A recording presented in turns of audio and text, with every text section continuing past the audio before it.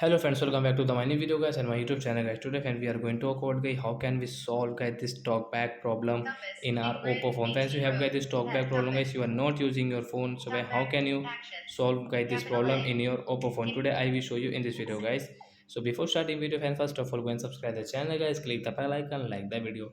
So don't worry guys, you can solve guys your talkback problem within a 1 minute only guys. 1 minute guys you can solve this talkback problem. So don't skip the video guys. Now continue. First of all guys, use your two finger. Any two finger guys you can use it, but guys you will have to use two finger guys. You can see that one finger will not work, but use your two finger. Then click on your phone setting, one tap, Settings. and guys double tap. Settings. So friends, scroll with your two finger again guys, we will use guys two finger.